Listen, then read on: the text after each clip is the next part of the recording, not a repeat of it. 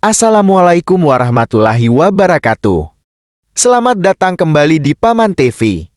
Kali ini Paman TV akan membahas alur cerita film Salman Khan yang dirilis pada tahun 2022. Jangan lama-lama lagi, kita masuk di alur ceritanya.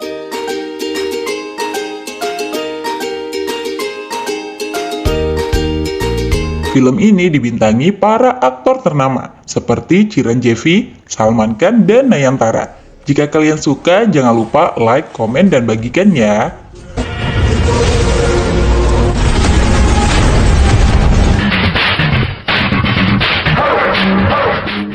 Nama Abram Qureshi tercatat sebagai buronan paling dicari Interpol. Dia adalah penyelundup emas dan berlian terbesar di dunia. Pejabat tinggi Interpol yang menangani kasus Abram Qureshi, Simon, mengundurkan diri karena merasa gagal menangkap Qureshi. Jangankan menangkapnya, identitas asli Qureshi saja belum bisa diungkap. Simon kemudian menyerahkan kasus itu ke juniornya.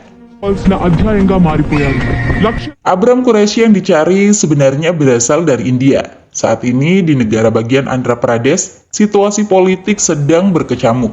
CM atau Ketua Menteri Padmakar Reddy alias PKR meninggal setelah sempat dirawat di rumah sakit.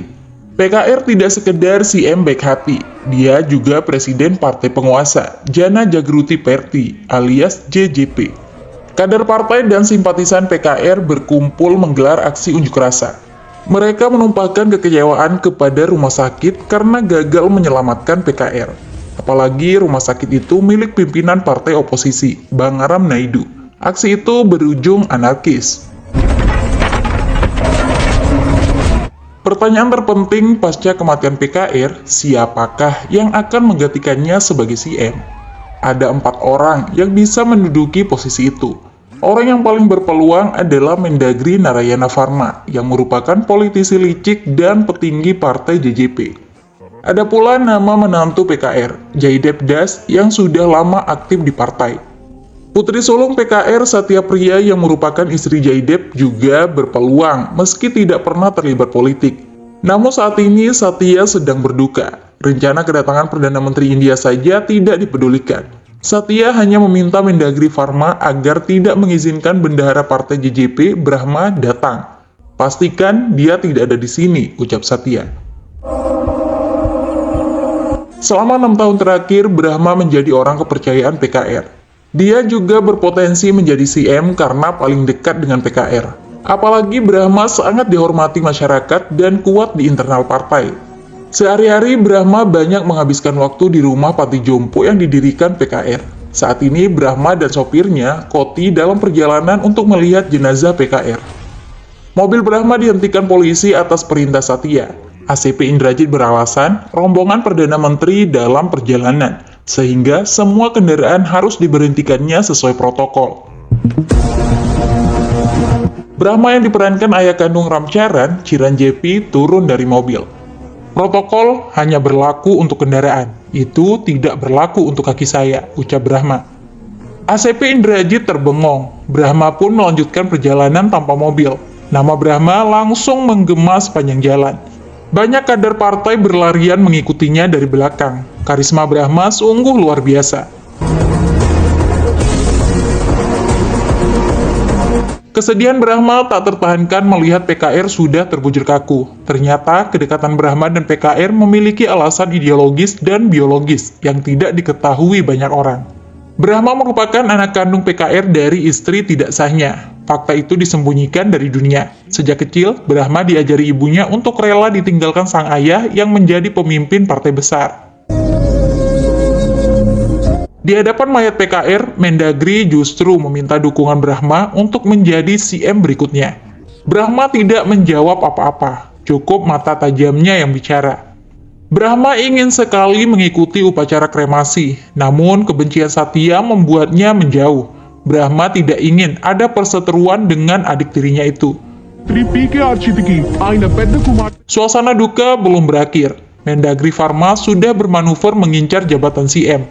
Pharma pergi ke tempat tersembunyi di kota Mumbai untuk menemui kenalan Jaidev. Mereka butuh dana besar agar bisa merebut jabatan CM dan memenangkan pemilu berikutnya. Orang yang ditemui bernama Abdul, yang merupakan gembong narkoboy. Abdul bekerja untuk mafia internasional yang bernama Lukas. Untuk bisa mendapatkan suntikan dana dari Lukas, Jay dan Pharma bersedia menggadaikan negaranya.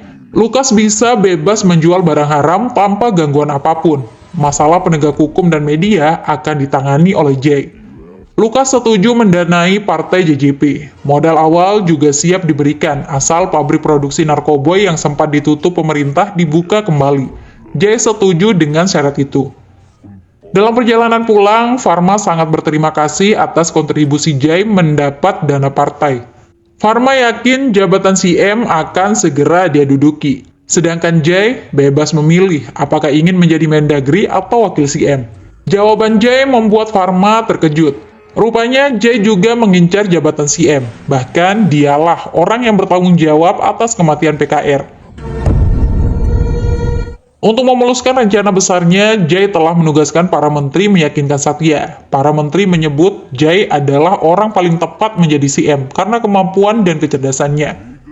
Pharma hanya bisa geleng-geleng kepala. Dia tidak pernah menyangka mimpinya menjadi CM yang sudah di depan mata hancur begitu saja.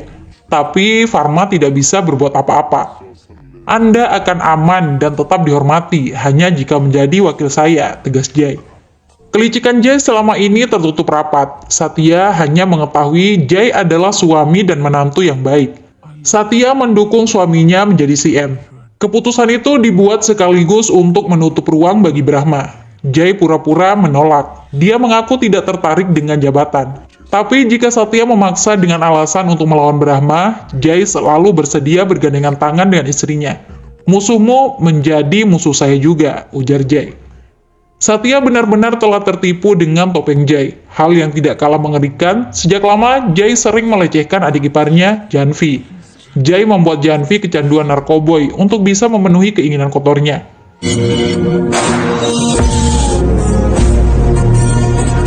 Adanya donatur baru dengan dana unlimited perlu diketahui oleh Brahma selaku bendahara partai. Jay juga tidak ingin Brahma menjadi penghalang bagi ambisinya. Brahma kemudian dipanggil. Brahma tidak setuju jika partai didanai dari uang barang haram.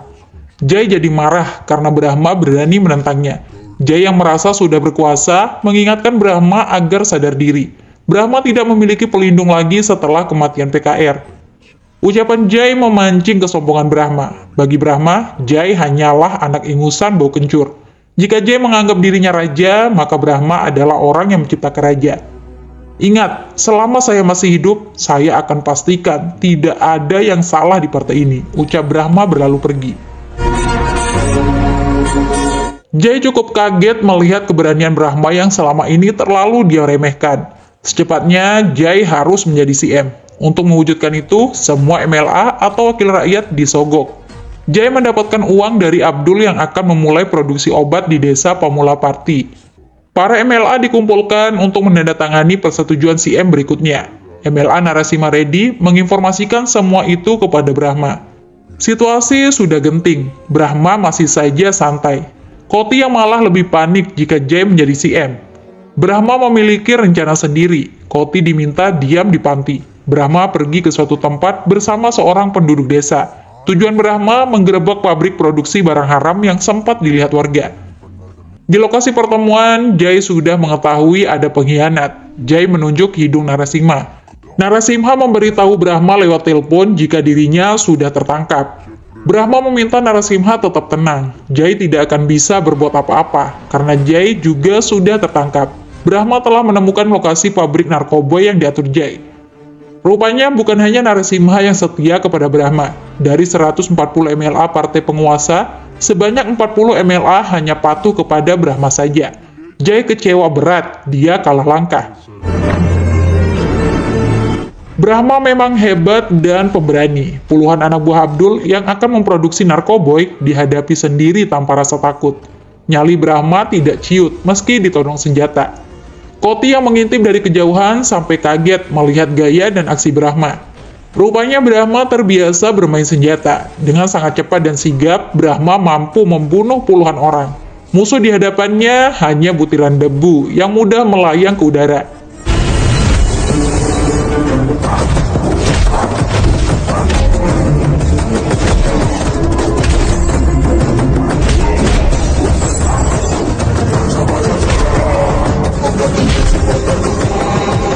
Ternyata Koti seorang pengkhianat. Semua yang dia lihat, dia laporkan ke Jaidev dan Varma.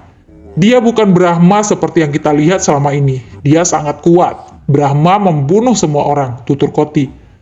Jai melihat pembunuhan yang dilakukan Brahma bisa dimanfaatkan. Kepolisian diminta pergi ke lokasi pabrik. Namun kepolisian tidak menemukan apa-apa. Jangankan mayat, sehelai rambut saja tidak ada di lokasi. Di sisi lain, Brahma marah dengan tindakan Jai yang memfasilitasi masuknya barang haram ke Andhra Pradesh. Jai harus dihentikan.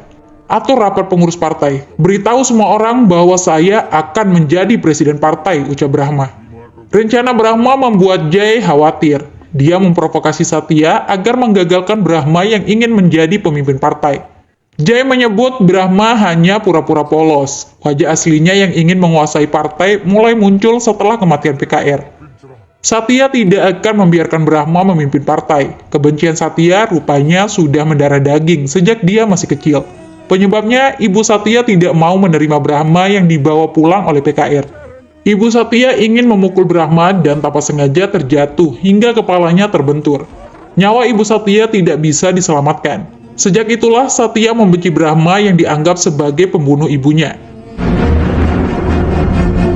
Kini, untuk menggagalkan Brahma menjadi presiden partai, Satya datang ke acara rapat pengurus. Satya sebagai putri PKR mengajukan Jaidev menjadi presiden partai.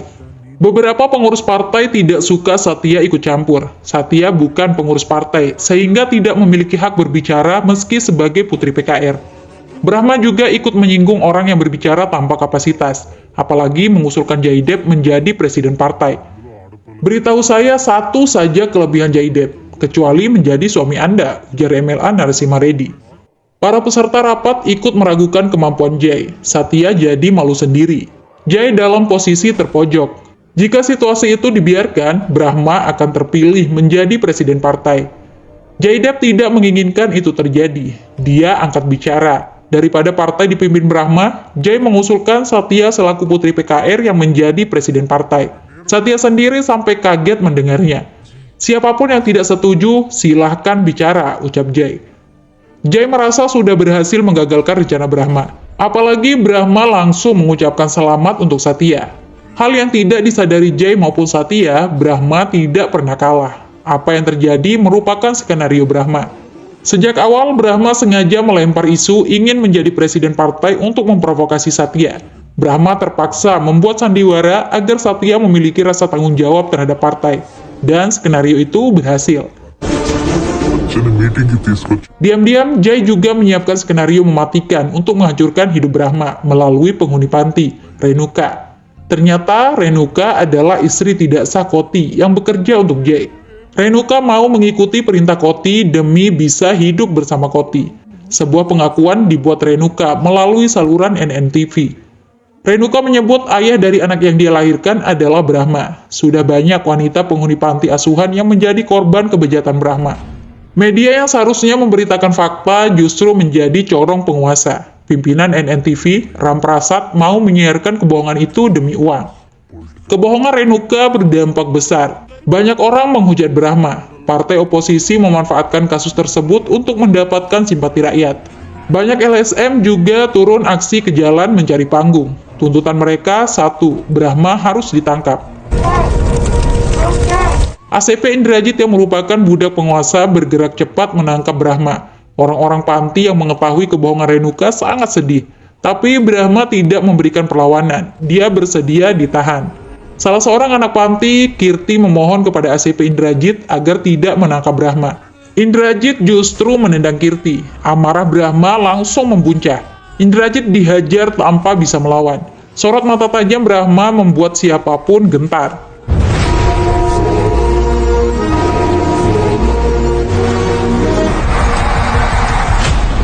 Malamnya, Jaidev datang menjenguk Brahma ke dalam sel tahanan. Jai merasa sudah memenangkan setengah pertarungan. Brahma diolok-olok karena sudah tidak berdaya. Orang yang diolok hanya tersenyum tanpa berkata apa-apa. Jai jadi kesal melihat senyuman Brahma. Jai berjanji akan mengeluarkan Brahma dari penjara asal dibantu menjadi CM. Brahma sama sekali tidak tertarik dengan tawaran itu. Jai makin emosi. Dia mengaku tidak butuh bantuan Brahma lagi. Jai bisa memaksa 40 MLA yang setia kepada Brahma untuk berbalik mendukungnya. Sekali lagi, kesombongan Jai hanya dibalas dengan senyuman, dan diamnya Brahma ternyata bukan bentuk kepasrahan. Jai terkunci di dalam tahanan. Kepala sipir tidak mau membuka pintu. Jai bisa keluar sel setelah Brahma memberikan izin. Sungguh adegan yang membuat siapapun merinding.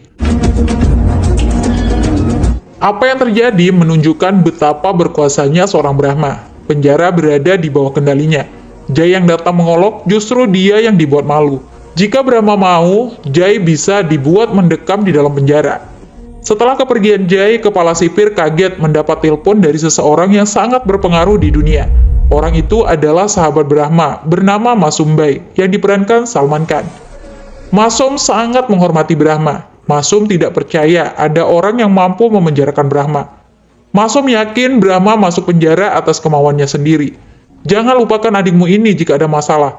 Saya bisa datang sekarang juga jika dibutuhkan, ucap Masum. Brahma meminta Masum untuk tetap tenang dulu. Brahma pasti akan memanggil Masum jika saatnya tiba.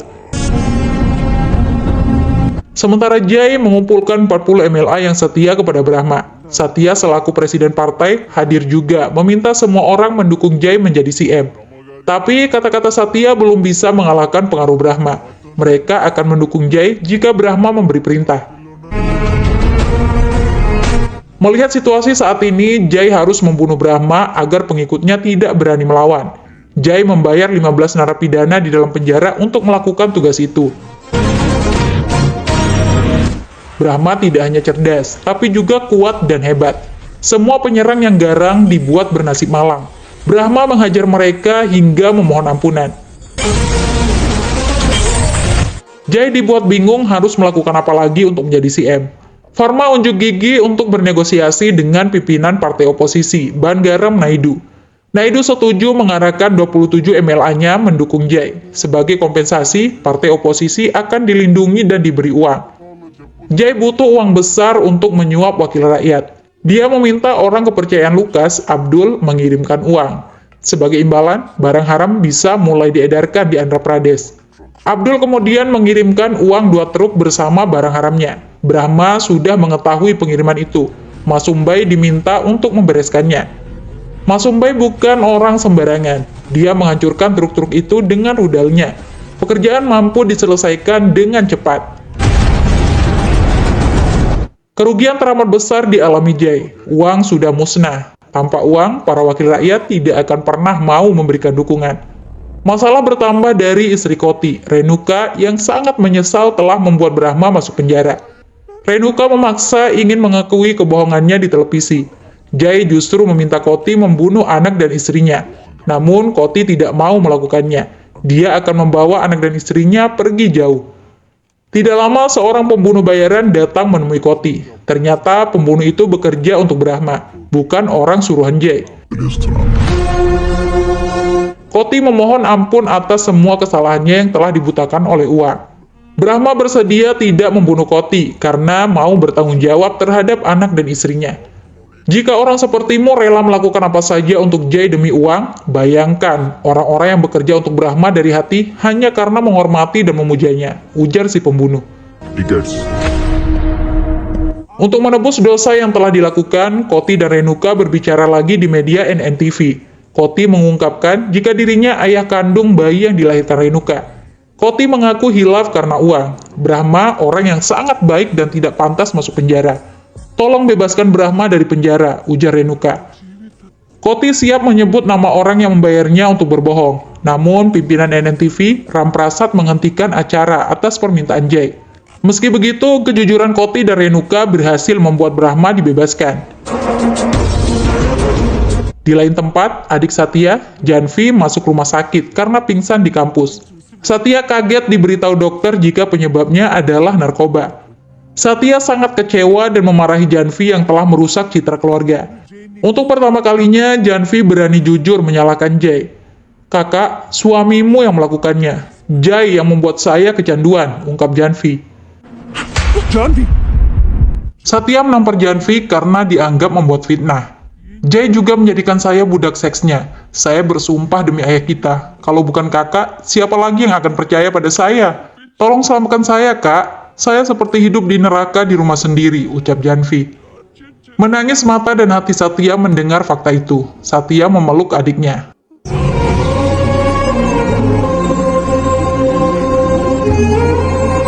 Setelah bertemu Jai, amarah Satya tidak tertahankan.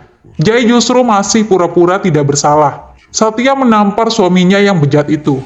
"Kenapa kamu tega melakukannya kepada adik saya? Kamu yang membuat Janvi kecanduan," teriak Satya. Jai menyadari jika kedoknya sudah terbongkar. Tidak ada artinya lagi bersandiwara. Jai mengakui perbuatannya. "Bukan hanya membuat Janvi kecanduan, saya juga meracuni ayahmu," ungkap Jai. Jai mengancam akan memenjarakan Janvi jika Satya berani buka mulut. Jai bisa saja membunuh Satya dan Janvi sekaligus. Namun, itu bisa menghambat tujuannya menjadi CM. Satya tidak tahu harus berbuat apa. Malam itu seolah-olah dunianya terbalik. Hidup Satya seperti diliputi kegelapan. Jai yang selalu ada untuknya ternyata penjahat sebenarnya. Satya mengingat kata-kata ayahnya ketika Brahma dipanggil setelah 20 tahun menghilang. Ayahnya menjadikan Brahma sebagai kekuatan dan pelindung untuk mewujudkan cita-cita mulia. Mungkin saat ini kamu tidak bisa memahaminya, tapi suatu hari nanti ketika kamu dikelilingi kegelapan, kamu akan menyadari jika satu-satunya orang yang bisa mengusir kegelapan itu adalah Brahma, ucap ayah Satya alias PKR. Satya jadi dilematis. Untuk pertama kali dalam hidupnya, Satya menelpon Brahma. Suasana hening ketika Brahma mengangkat telepon itu. Tiba-tiba dengan suara isak tangis, Satya memanggil Brahma dengan sebutan saudara laki-laki. Air mata Brahma langsung tumpah mendengar panggilan indah itu. Meski selama ini dia selalu dibenci, Brahma tidak pernah menyimpan dendam secuil pun. Satya tidak ingin berbicara di telepon tentang apa yang terjadi. Dia mengajak Brahma bertemu di kuburan ayah mereka. Brahma bisa melihat kesedihan di mata Satya. Raut wajah Satya yang selalu tegar kini nampak rapuh dan penuh penderitaan. "Sayang, kamu adalah satu-satunya keluarga yang saya miliki. Apa yang terjadi?" tanya Brahma. Satya kemudian menceritakan semua yang terjadi, mulai dari kasus Janvi hingga kematian ayah mereka yang dibunuh oleh Jai. Satya juga menceritakan pelecehan yang dia terima dari ACP Indrajit. Satya diminta melayani nafsu bejat Indrajit agar kasus Janvi aman. Brahma murka mendengarnya. Baru kali ini Brahma benar-benar marah. Brahma mengirim anak buahnya untuk menghabisi ACP Indrajit. "Kamu buat masalah dengan saya, bisa saya maafkan. Tapi kamu mengacaukan keluarga saya, apa kamu pikir saya akan diam?" ujar Brahma. Indrajit yang sudah sekarat malam itu juga terbunuh. Kesalahan yang sama dilakukan Jai pada keesokan harinya. Jai menculik Janvi dengan bantuan anak buah Lukas. Lukas telah datang langsung ke Andhra Pradesh untuk menyelesaikan masalah yang ada. Lukas sangat marah karena ada orang yang berani menyerang kirimannya. Jai jadi bisa tenang. Brahma tidak akan mampu menandingi Lukas. Masumbai datang bersama anak buahnya atas perintah Brahma. Brahma juga datang ke lokasi. Kehebatan Masumbai sungguh luar biasa. Kekuatannya melebihi Samson.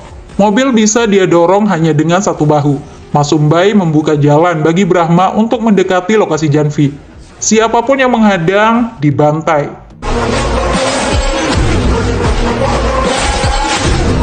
Lukas jadi gregetan siapa yang berani menyerangnya. Namun, sesuatu yang tidak diduga terjadi. Abdul kaget mengetahui orang yang datang adalah Masumbai. Masum meminta Abdul tidak ikut campur lagi. Jai hanya bisa bengong, tidak mengerti apa yang terjadi. Masum kemudian memperkenalkan orang di belakangnya. Dialah Godfather.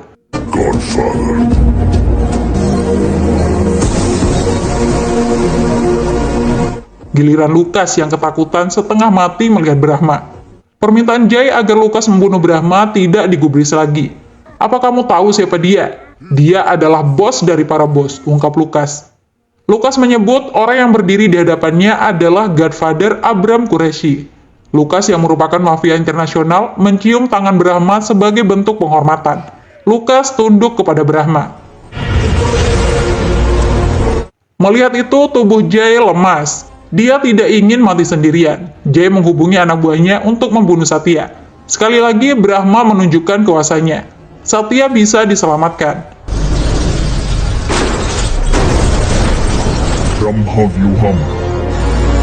Brahma kemudian memberikan inhaler yang sudah diracuni untuk Jay. Brahma ingin membunuh Jay persis seperti yang dialami PKR. Jay benar-benar telah kalah. Dia harus mengakui jika Brahma terlalu besar untuk dilawan. Tidak ada lagi pilihan tersisa bagi Jay. Dia menghirup inhaler itu dan mati di tempat.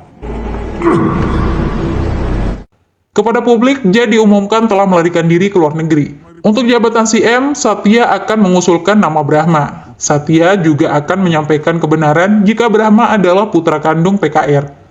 Sesuatu di luar dugaan kembali terjadi.